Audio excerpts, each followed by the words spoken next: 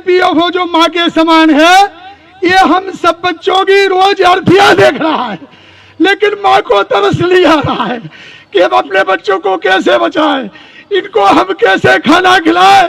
और पैसा जो है आज के युग में ये माँ का दूध है और ये हमारा हक का पैसा है। ये श्रम मंत्रालय का, या मैं कहूंगा डायरेक्ट, ये श्रम मंत्री जी का राजहट है। और राजहट अगर हो जाए तो राजा का नुकसान होता है और प्रजा का भी नुकसान होता है। इसलिए राजा और प्रजा का नुकसान ना हो तो फिर हम कब तक इंतजार करते रहेंगे। आज हमारे सामने हमारे भाइयों की 200-250 भाइयों की रोज अर्थियां निकल रही है। अब हम किसके ऊपर विश्वास करें, ये हमारे लिए बहुत चिंता का विषय है। ये जो विषय है, ये जो वेदनाएं हमारे भाइयों की, ये हमें सोने नहीं देती है। जिनके हमने पैर पूजे हैं उनका हम सिर पूजे, ये हम नहीं चाहते। लेकिन अगर परिस्थिति बाहर हो गई तो फिर हमारे हाथ में कुछ नहीं रहेगा भाई। हमारे सभी जिलाध्यक्षों ने माननीय श्रम मंत्री जी जो सीबीडी के अध्यक्ष है, माननीय प्रधानमंत्री जी को स्पष्ट कह दिया है कि हमारे जिले के पेंशनर्स आंदोलन के विषय में और मतदान करने के विषय में कोई भी कठोर निर्णय ले सकते हैं। मित्रों, ये सही है कि माननीय मोदी जी ने कमांडर साहब को अपने बगल में खड़ा किया था, उनसे कहा था, मुझे याद है हेमा मालिनी जी का उन्होंने विशेष अभिनंदन किया था। उनसे कहा था कि हेमा जी आप बहुत अच्छा काम कर रही हैं, आपने इन वृद्ध लोगों का काम करने का बीड़ा उठाया है, आप अभिनंदन की पात्र हैं। और माननीय कमांडर साहब से कहा था कि कमांडर साहब, मैं आप सबका प्रधान सेवक हूं, वृद्ध लोगों का आपका काम जरूर करूंगा। इसके बाद में दोबारा फिर मुलाकात हुई, फिर माननीय प्रधानमंत्री जी ने समय दिया और यह दूसरी बार की मुलाकात यह हम सब के लिए डबल गारंटी थी कि भाई अगर हमारा काम नहीं करना होता तो प्रधानमंत्री जी दोबारा हमें क्यों बुलाते, लेकिन उन्होंने बुलाया। और इसीलिए हम पूरी आशा और विश्वास के साथ उनकी ओर आशा भरी नजरों से देख रही हैं। केवल हमें आशा देखिए, केवल हमें किरण दिखाई नहीं दे रही है, लेकिन हमें सूर्य भी दिखाई दे रहा है। तो फिर हम कब तक इंतजार करते रहेंगे। आज हमारे सामने हमारे भाइयों की 200-250 भाइयों की रोज अर्थियां निकल रही है। अब हम किसके ऊपर विश्वास करें, ये हमारे लिए बहुत चिंता का विषय है। ये जो विषय है, ये जो वेदनाएं हमारे भाइयों की, ये हमें सोने नहीं देती है। हमें माननीय कमांडर साहब का उदाहरण आपके सामने, उनको 180 बीपी है। हमने उनसे कहा सर दिल्ली मत आइए आप, लेकिन माननीय कमांडर साहब वहां से गए और अपने स्वास्थ्य की परवाह ना करते हम लोगों के बीच में। अगर मान लीजिए आप कहेंगे कि हम अगले इलेक्शन में आपका काम करेंगे, तो तब तक हमारे और भाई और मरते चले जाएंगे और मर जाएंगे। और ये जो ईपीएफओ है, ये हमारी माँ के समान है, लेकिन दूसरा पक्ष ये भी है कि ये ईपीएफओ जो माँ के समान है, ये हम सब बच्चों की रोज अर्थियां देख रहा है, लेकिन माँ को तरस नहीं आ रहा है कि हम अपने बच्चों को कैसे बचाएं, इनको हम कैसे खाना खिलाएं। और पैसा जो है आज के युग में ये माँ का दूध है और ये हमारा हक का पैसा है। अगर 2008 में आरओसी वापस नहीं ली होती, तो पूंजी की वापस नहीं ली हुई होती, तो वो पैसा हमें मिलने वाला था। इसका मतलब कि वो हमारा ही पैसा है। भाइयों, ज्यादा विस्तार से चर्चा न करते हुए मैं आपको 2-3 चीजें स्पष्ट करना चाहूंगा। पहली बात, ये जो 3 मंत्रालय का जो बार बार कमांडर साहब कहते हैं, ईपीएफओ, श्रम मंत्रालय, वित्त मंत्रालय, अभी इस दौरे दरमियान दो बार ईपीएफओ के कार्यालय, उनके वरिष्ठ अधिकारियों से चर्चा करना, श्रम मंत्रियों के अधिकारियों से चर्चा करना, वित्त मंत्रालय में सबसे बड़े पद पे बैठे हुए माननीय डॉक्टर टीवी सोमनाथन जी, उनसे चर्चा करना और तीनों डिपार्टमेंट को एक सूत्र में बांधना। उसमें माननीय हेमा मालिनी जी की प्रति हम कृतज्ञता व्यक्त करते हैं, श्रम मंत्रालय के प्रति कृतज्ञता व्यक्त करते हैं। उन्होंने भी काफी सहयोग किया, लेकिन जो है अभी तक उसका परिणाम दिखाई नहीं दे रहा है। इसलिए हम विश्वास करें तो करें कैसे? हमारे भाइयों का अब सीधा कहना है, कितने जो है भाइयों ने हमें फोन करके बताया कि अब हमारा विश्वास टूट चुका है, अब हम किसी के ऊपर विश्वास नहीं करने वाले हैं। आप इस बात को समझिए।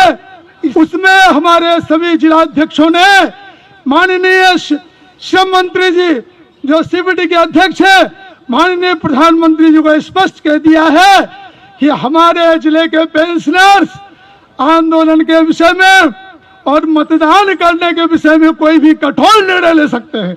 इसलिए हमारा काम तुरंत कर दिया जाए। ये ऐसी घंटी है, इसको आप समझिए, इसके अंदर क्या छुपा हुआ है। हम नहीं चाहते कि जिन लोगों ने हमें, जिनके हमने पैर पूजे हैं, उनका हम सिर पूजे, ये हम नहीं चाहते। लेकिन अगर परिस्थिति बाहर हो गई तो फिर हमारे हाथ में कुछ नहीं रहेगा भाइयों। इसलिए अभी जो बचे हुए दिन हैं तो पूरा दबाव बनाइए। मैं तो कहूंगा कि भारतीय जनता पार्टी ने जो संवेदनशील पार्टी रही है, उसने हमारा विषय उठाया था। इसीलिए अपने अपने जिलाध्यक्ष से भी मिलिए, उनसे भी मिलिए, उनको बताइए कि हम नहीं चाहते हैं कि आपका नुकसान हो।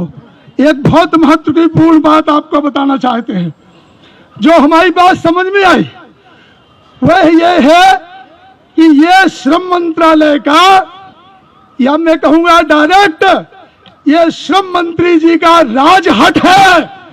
और राजहट अगर हो जाए तो राजा का नुकसान होता है और प्रजा का भी नुकसान होता है।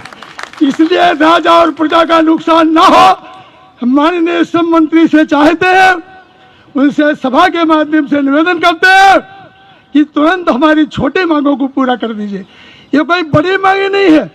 ये पेंशन फंड से कितनी बार मीटिंग हो चुकी, कितनी बार समझा दिया गया है, कितनी बार बुझा दिया गया है। अब इंतजार किसके लिए है? क्या महाभारत के लिए इंतजार है? हम चाहते हैं कि हम एक दूसरे की बात समझ लें तो रामायण बनती है। हम चाहते हैं रामायण बने, महाभारत ना बने। और अगर जो हम एक दूसरे की बात नहीं स्वीकार करते हैं, एक दूसरे को नहीं समझते हैं, तो महाभारत होती है। हम चाहते हैं इस सभा के माध्यम से, आप सबके माध्यम से, मीडिया के भाइयों के माध्यम से, हमारे पुलिस अधिकारी यहाँ बैठे हुए हैं, उनकी भी रिकॉर्डिंग चालू है, उनके माध्यम से माननीय श्रम मंत्री जी का जो हट है वो अपना राजहट छोड़े और माननीय प्रधानमंत्री के द्वारा, प्रधानमंत्री जी के द्वारा उनका जो दिया हुआ वचन है वह निभाए। बस इतनी ही बात आप सबके सामने कहता हूँ और अपनी वाणी को विराम देता हूँ। आप सबके प्रति कृतज्ञता व्यक्त करते हैं और हमारी जीत सुनिश्चित है।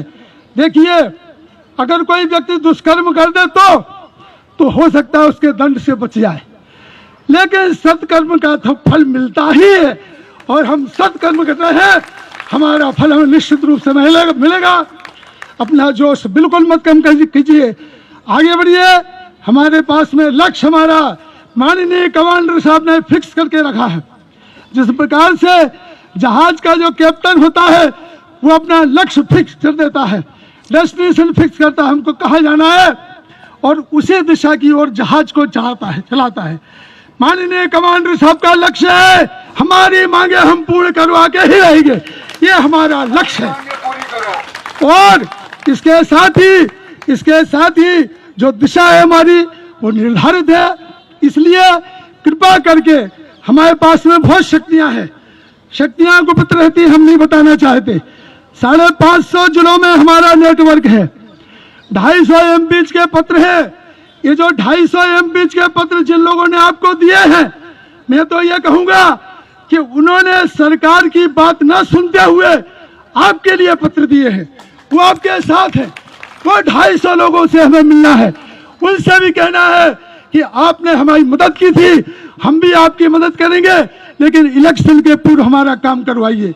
इतनी बात कहता हूं और हमारी जो गुप्त शक्तियां हैं हम आपके सामने प्रकट नहीं करना चाहते। बहुत बड़ी शक्ति है संगठन की। माननीय श्रम मंत्री जी महोदय को इस बात का ज्ञान है, इसका संज्ञान है कि एनएससी की ताकत बहुत बड़ी है, दक्षिण भारत में हो, महाराष्ट्र में हो, जहां भी हो। लेकिन हम जो है उसको, जिसको हम कहते हैं, हम उसको भटकने नहीं देना चाहते। इस शक्तियों का ठीक ढंग से शासन प्रशासन के प्रति, सरकार के प्रति समर्पण की भावना हो। एक अंतिम बात जो बहुत सुनिश्चित है, आपको फिर बता दें, मुझे जो व्यक्तिगत लगता है वो ये है कि माननीय प्रधानमंत्री जी, हमें भी विश्वास है, माननीय प्रधानमंत्री जी की मुलाकात हम सबके लिए कृष्ण और सुदामा जैसी थी। लेकिन ध्यान सुनिए, सुदामा कुछ मांगने के लिए आए थे, कुछ याचक बन के आए थे। हम तो अपना अधिकार मांग रहे हैं भाई, हम कुछ आपसे भीख नहीं मांग रहे हैं। इसलिए माननीय प्रधानमंत्री जी भगवान श्री कृष्ण के रूप में हमें तो आज भी विश्वास है कि हो सकता है हम 7,500 रुपये मांग रहे हैं, हो सकता है हमें 9,000 रुपये दे दें। लेकिन हमारे सभी ऑप्शंस खुले हुए हैं, कोई ऑप्शन हमारा बंद नहीं है। ये भी ध्यान से सुनिए, जितने ऑप्शन है सब खुले हुए हैं, सभी दरवाजे खुले हुए हैं। एक दरवाजा बंद हुआ, दूसरा दरवाजा हम खटखटाएंगे। जीवन जो है सौभाग्य के साथ और संभावना लेके आता है। उधर मत देखिए, संभावना लेके आता है। बहुत सारी संभावनाएं हमारे साथ में है, हमारे सामने खड़ी हुई है, और जिनको हम, ध्यान सुनिए, जिन संभावनाओं को जो हमें उल्टी दिखाई दे रही है उनको हम उल्टा करके सीधा करेंगे और अपनी मांगों को मंजूर करवा के ही रहेंगे। कमांडर साहब आगे बढ़ो, दिल्ली टीम आगे बढ़ो, बाबूगुड़ा साहब आगे बढ़ो, हम आपके साथ हैं। हमारा ईपीएस 95 आंदोलन, हमारा ईपीएस 95 आंदोलन। एक अपील, जोश न ठंडा पड़ने पाए कदम बढ़ा कर चल, जोश न ठंडा पड़ने पाए कदम मिला कर चल। मंजिल तेरे पद चूमेगी आज नहीं तो कल, मंजिल तेरे पद चूमेगी आज नहीं तो कल।